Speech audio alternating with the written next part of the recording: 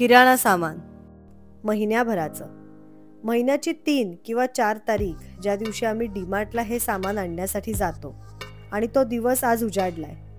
आपल्यापैकी सुद्धा बरेच जणांचं असंच काहीसं असेल. काही जणांकडे घरपोच सामान येत असेल, काही जण डीमार्टला जात असाल, तर काही जण लोकल ग्रोसरी स्टोअरमधून महिन्याचं सामान आणत असाल. सो आजच्या दिवसाची सुरुवात माझी अशीच काहीशी झाली आहे. आता डीमार्टला जायचं म्हटलं तर आधी पूर्वतयारी तर हवीच. कंटेनर धुणं, सामानाची लिस्ट बनवणं, काय हवंय काय नकोय, काय संपलंय, किती हवंय, हे सगळं चेक करणं. मी सुद्धा आज सकाळी उठल्यापासून ह्या पूर्वतयारीला लागली आहे.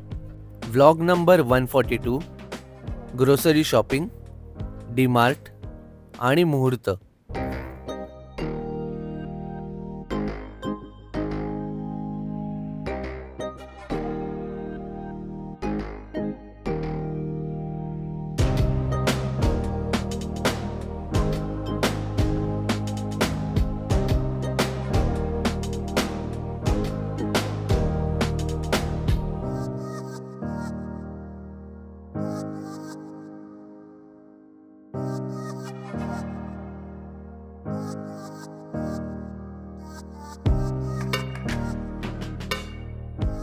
हाय हॅलो, कसे आहात सगळे? आय होप सगळे मजेतच असाल.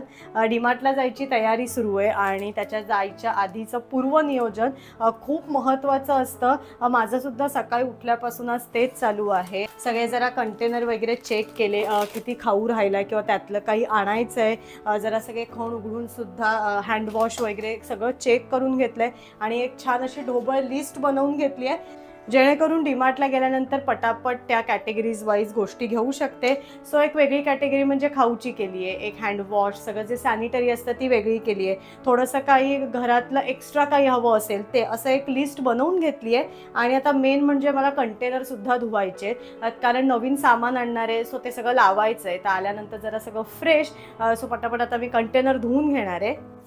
कंटेनरसुद्धा धुवायच्या आधी मी जरा त्याच्यावरती एक नजर टाकली आहे. काही पाकिटं खाऊची किंवा बिस्किटाची पाकिटं असतात ती तशीच टाकली जातात, किंवा काही संपलेलं असतं ते सगळे टाकून दिले आहेत. थोडंसं जे काही सामान आहे ते छान एका परातीमध्ये वगैरे काढून ठेवले.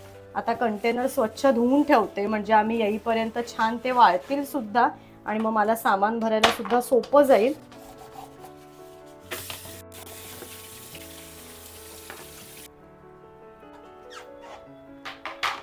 आणि खरं तर हे दर महिन्याचं माझं रुटीन आहे. जेव्हा जेव्हा सामान आणायचं असतं तेव्हा मी अशाच पद्धतीने सगळी तयारी करून घेते.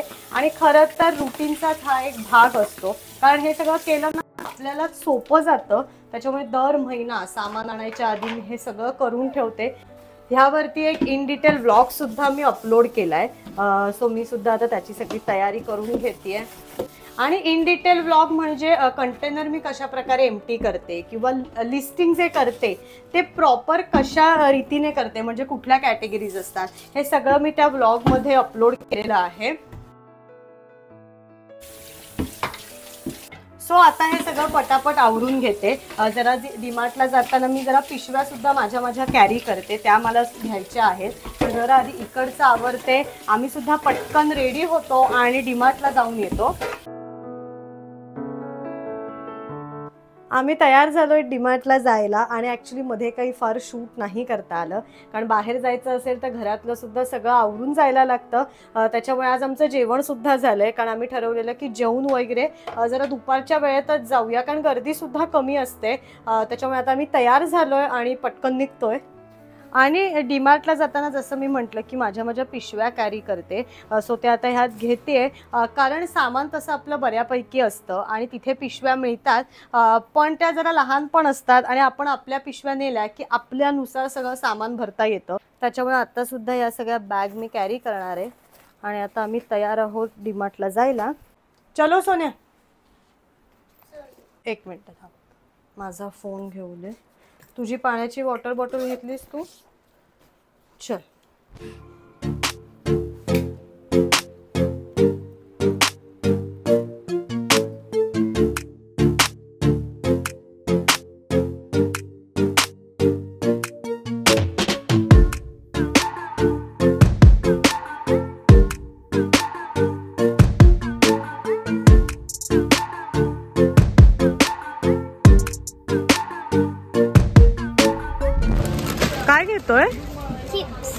आवडतं. अजून काय घ्यायचंय? आणि केळी वेफर्स. अजून आणि बटाटा वेफर. बटाटा वेफर्स पण हवे. खाऊया का नाचोस? नाचोज आवडतात तुला? हो नाचोस आवडतात. काय घेतलं राहू? मी कार घेतली. वाव, काय आहे ती? रिमोट कशी आहे? रिमोट कंट्रोल आहे. वाव, कसं करायचंय ते? पहिले स्टेअरिंग व्हीलला असं असं करायचं हा. आणि मग चालतो. अच्छा हा रिमोट सारखं वाटतं. अच्छा आणि याला इथे खॉर्न दिलाय. अच्छा.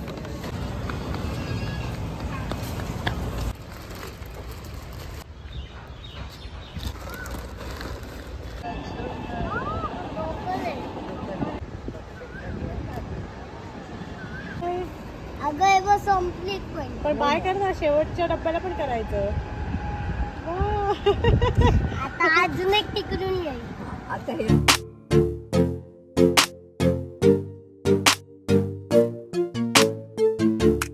तर डीमार्ट मधनं आम्ही घरी आलेलो आहोत आणि आल्या आल्या मेन आता मी ठेवते चहा, कारण खूप वेळ आम्ही बाहेर होतो आणि आता चहाची सुद्धा वेळ झाली आहे. सो आता मी पटकन एकीकडे चहा ठेवते आणि चहाबरोबर मस्त चीज सँडविच करणार आहे, ब्रेड बटर आणि चीज.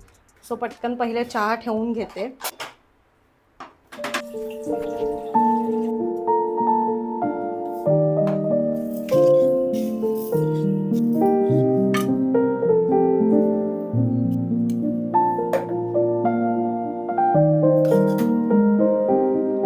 चहा एकीकडे ठेवलाय आणि नंतर थोड्या वेळाने आम्हाला जायचंय मालू मावशीकडे, कारण गंधर्वची आहे मुंज. सो त्याचा मुहूर्त आहे आज. सो मस्त चहा वगैरे झाल्यानंतर तयार होणार आहोत आणि मालू मावशीकडे जाणार आहोत.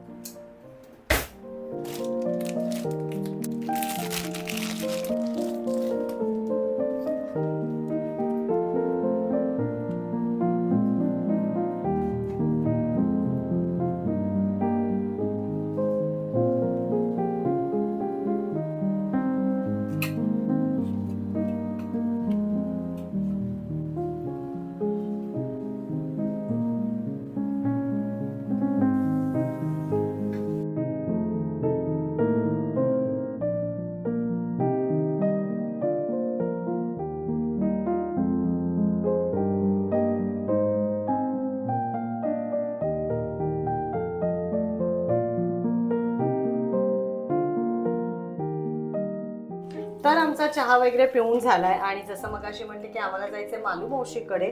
सो मी पटकन आता रेडी होते.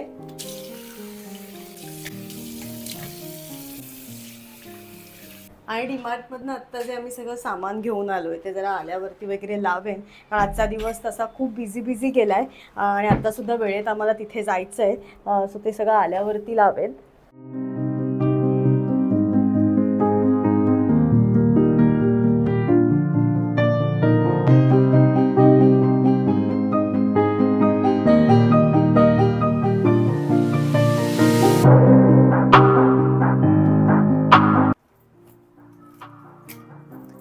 मस्त तयार झाली आहे आणि जरा फॅमिली फंक्शन आहे, मुंजीचा मुहूर्त आहे. सो ट्रेडिशनल वेअर केलंय, साडी नेसली आहे आणि आता पटकन आम्ही मावशीकडे जाऊन येतो.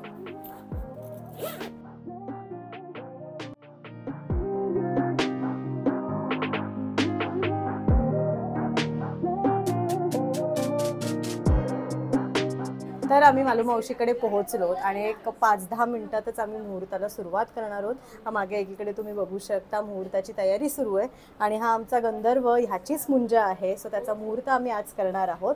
So stay tuned. मालू मावशी म्हणजे पुष्करची मावशी, माझ्या मोठ्या मावस सासूबाई आणि गंधर्व त्यांचा नातू, ज्याची मुंज आहे येत्या 26 एप्रिलला आणि त्याच्या मुहूर्तासाठीच आज आम्ही सगळेजण इथे जमलोत. आणि आमची मालू मावशी तुम्ही तथास्तूच्या व्लॉगमध्ये तिला बघितलंच असेल. सो आज आम्ही तिच्याचकडे आलो आणि जसं मी तुम्हाला अनेक व्लॉगमध्ये सांगितलं की आम्ही सगळे जवळजवळच राहतो. सो आज आम्ही तिच्याकडे आलो आणि एक अगदी 5 मिनिटात आम्ही मुहूर्ताला सुरुवात करणार आहोत. मुंज, ज्याला आपण व्रतबंध सोहळा असे देखील म्हणतो, आणि ह्याच मुंजीच्या मुहूर्तासाठी आज आम्ही सगळेजण इथे जमलो होतो. लग्न, मुंज यासारख्या शुभकार्यांना सुरुवात करायच्या आधी हा मुहूर्त केला जातो. म्हणजे या दिवसापासून आपण शुभकार्याच्या पुढील कामांना सुरुवात करू शकतो. गणेश पूजन करून गणरायाकडे हाती घेतलेलं कार्य निर्विघ्नपणे पार पडू दे अशी प्रार्थना केली जाते. सगळ्यात आधी एका सुवासिनीची ओटी भरायची म्हणून नम्रता वहिनीने माझी ओटी भरली आणि आम्ही गणेश पूजनाला सुरुवात केली. ज्याचा व्रतबंध सोहळा आहे त्याच्या हातून मुहूर्त करायचा असतो. त्यामुळे नम्रता वहिनीने गणेश पूजन केल्यानंतर गंधर्वने सुद्धा गणेश पूजन केले. मी सुद्धा हळदी कुंकू वाहून गणरायाकडे प्रार्थना केली.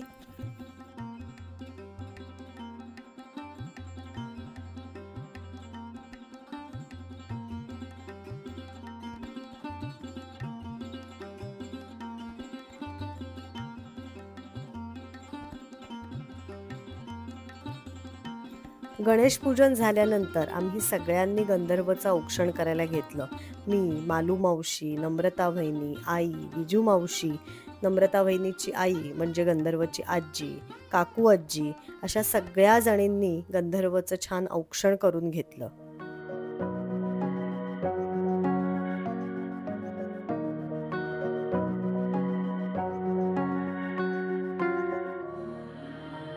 मुंज हा 16 संस्कारांपैकी 13वा संस्कार आहे. हा कुमाराचा एक प्रमुख संस्कार. साधारणतः वयाच्या 8व्या वर्षी हा संस्कार केला जातो, ज्यात यज्ञोपवीत म्हणजे जानवं धारण करणे हा मुख्य विधी असतो.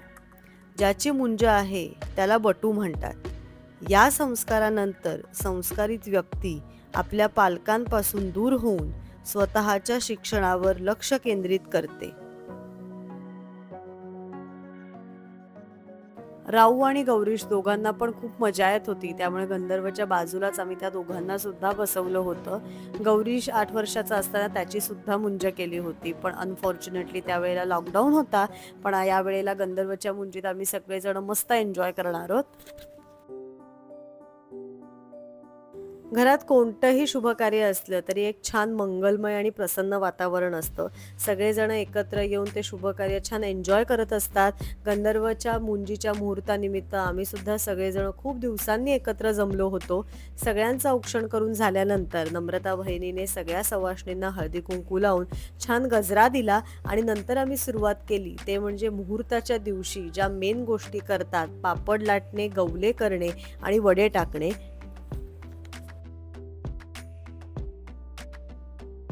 जसं मगाशी म्हटलं की ज्याची मुंज आहे त्याला मुहूर्त करायचा असतो. त्याच्यामुळे सगळ्यात पहिला पापड आम्ही गंधर्वला लाटायला दिलेला.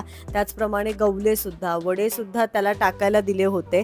आणि आम्ही खूप जणी होतो त्याच्यामुळे कामं आम्ही वाटून घेतली होती. एक जण लाट्या करून देत होतो, बाकी आम्ही सगळे पापड लाटत होतो. गंधर्वची आजी, काकू आजी, मालू मावशी, आई एकीकडे गवले करत होत्या, काही जणी वडे टाकत होत्या.